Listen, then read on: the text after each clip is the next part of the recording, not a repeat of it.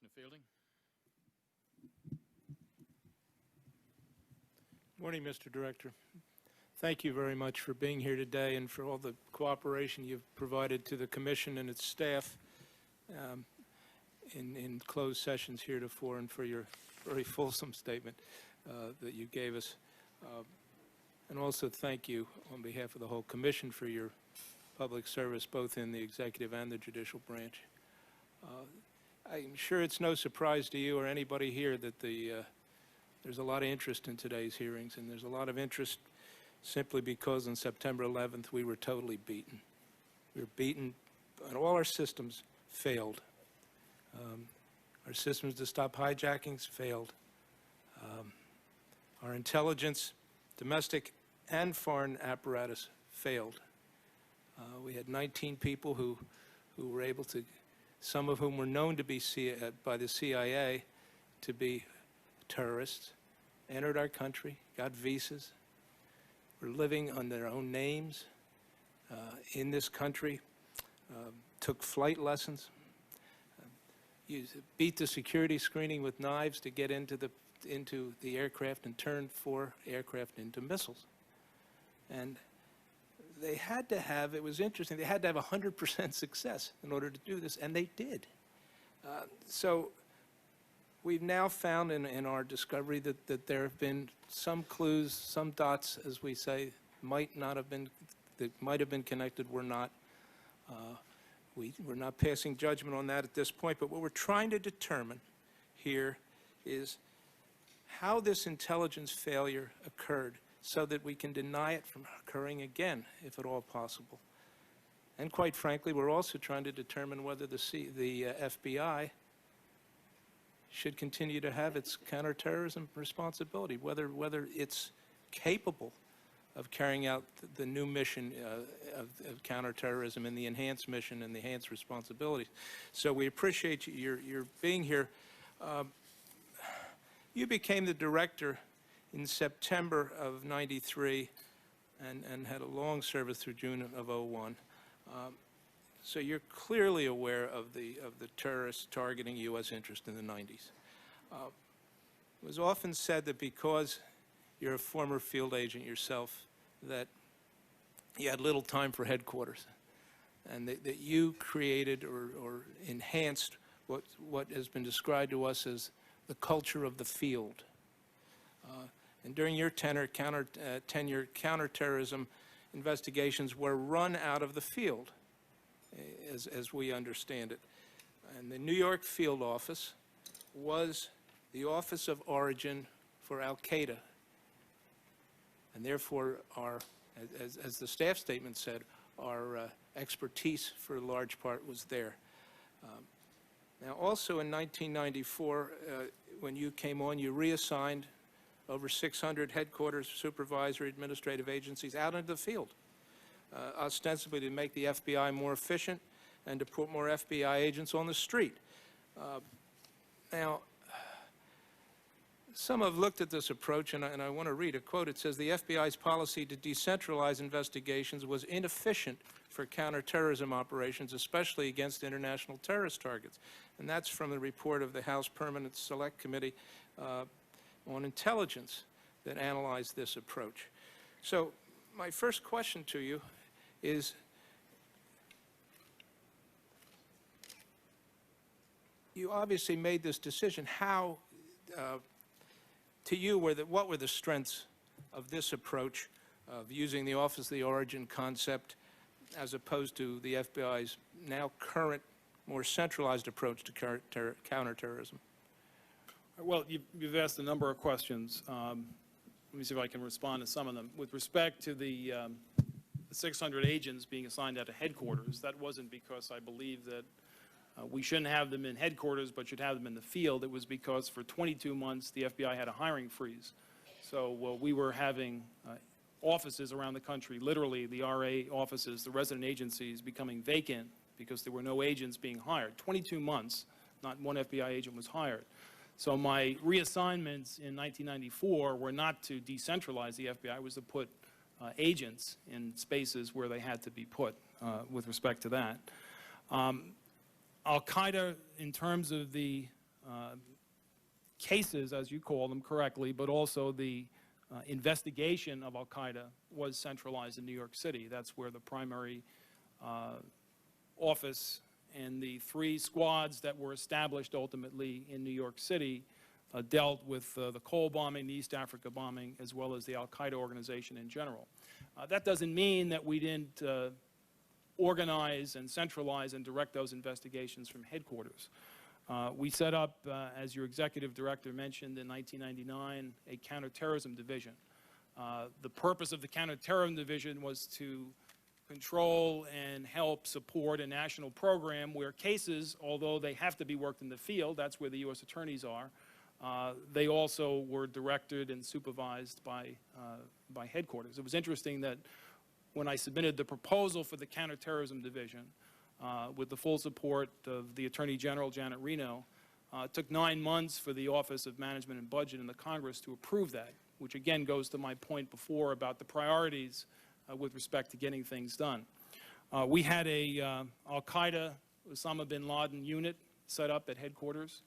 In our SIOC operation, we had 24/7 coverage of those matters and those cases. So the cases were being worked in New York City. I don't know where else they could have been worked, but the coordination between headquarters and the field, in my view, was very, very good. Now, I got involved very directly in many of those operations. For instance, I went to Pakistan to ask Mr. Musharraf to help us arrest bin Laden.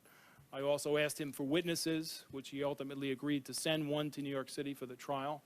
I went to East Africa and negotiated the return of O'Day and some of the other hijackers to be prosecuted in New York, where they were convicted. So there was a lot of headquarters involvement. In fact, there was huge headquarters involvement in the New York cases. The fact that they were in the field was just the reality of that's where cases are, and that's where grand juries and prosecutors and courts are. But the point is that that group of New York City agents were functioning not just as case agents. They were the intelligence, they were the analysis, they were the whole embodied knowledge of the United States government at that time with respect to al-Qaeda and its principles. And their job was to disable the organization, eliminate the leadership, at that point by arrest or custody, and many efforts, heroic efforts on their part were extended in that regard. Well, okay, then is it your testimony that the al-Qaeda cases, if you will, that were being run out of the New York office were really being directed out of headquarters? Yes, sir. Okay. Then help me a little. How, under that structure, would the rest of the field offices really have the same sense of urgency, understanding, or know-how, if you will, to contribute to the anti-terrorist, the counterterrorism effort? For instance, use as the example the infamous or famous Phoenix memo that never seems to get where it should get. Could you comment on that? On the Phoenix memo, or the fact that we had the expertise in New York I'm City? using that as an example. Yeah. Isn't this decentralization inhibit the interplay between the offices, so to speak? Well, again, I guess I don't agree with the term decentralization. I mean, the cases had to be worked where they were worked. We had a body of expertise with respect to al-Qaeda and bin Laden resident in New York. We had an equal and ample, in my view, body of expertise at our headquarters with Dale Watson and Debbie Stafford and Mike Rollins, all the people that your staff has spent many, many hours with over the last few months.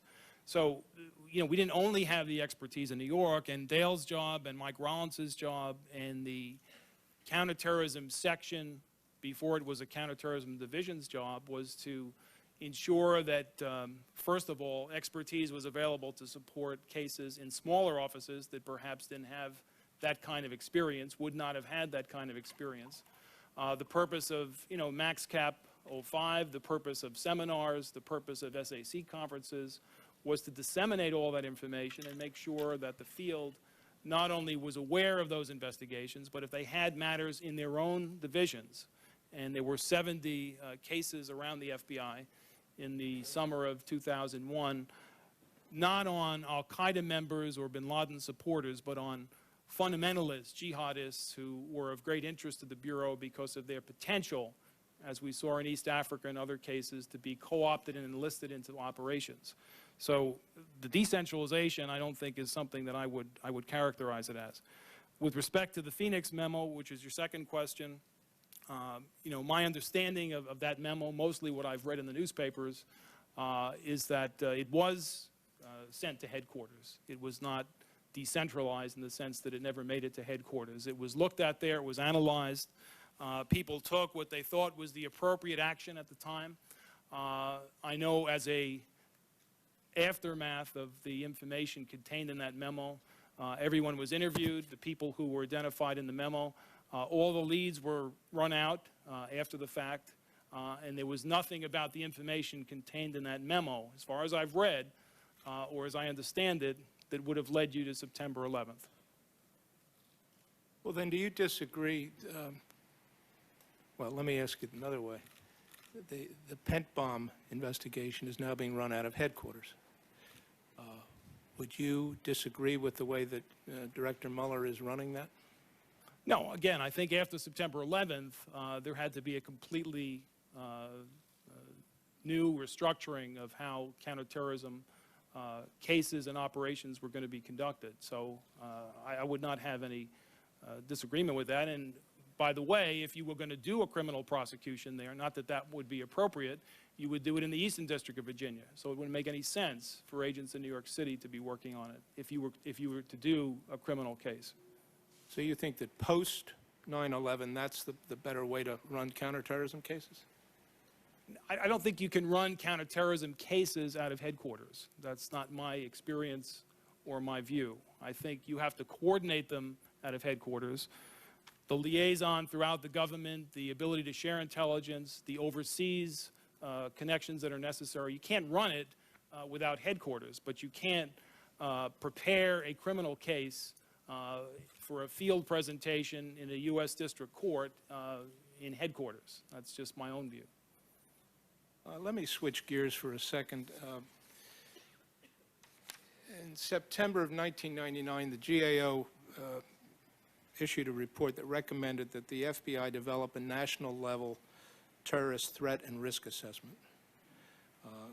So it could be used to determine how to allocate resources and budget in dealing with domestic threats, plus analyzing the likelihood of such a threat and to identify any potential intelligence gaps, I believe was part of the charter.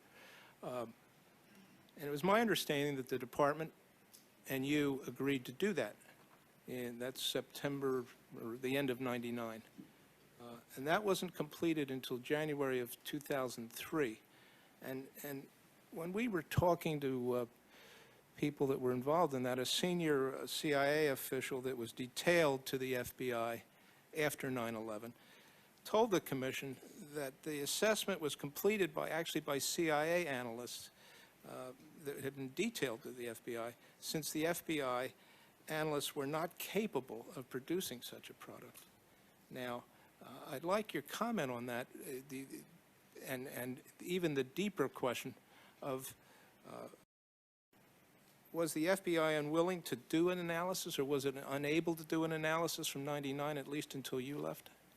Well, I don't think it was incapable of doing that. In fact, there were analyses that were made with respect to assessments, which were done in the context of the Counterterrorism Division, which was set up at about the same time. Did we have a deficiency with respect to analytical capability? Absolutely.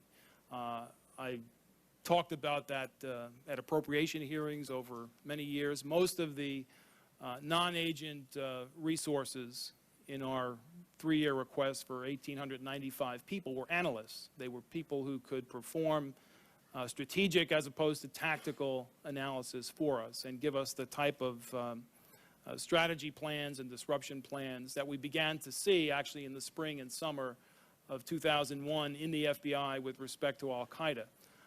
But that capability was not there when I was director. We're in the process now of hiring 900 analysts, but that's 2004. it doesn't cover the gaps over many, many years, particularly the years that you cite. But you would agree that the counterterrorism needs that as a component of its total effort, would you not? Absolutely. It needs linguists, which were also, requested year after year. We asked for the authority to hire Arabic and Farsi speakers at a higher rate than the GS scale provided for in New York City. You can't hire an Arabic or Farsi speaker for a GS 6 salary, which is what we were relegated to. We did get a brief experiment with respect to a Title V exemption, but not what is now available and funded, at least to the point where you can make an initiative. Okay. Now, the last line, oh, I guess that is my last line. I'm sorry. I see my time is up. Thank you, Mr. Director.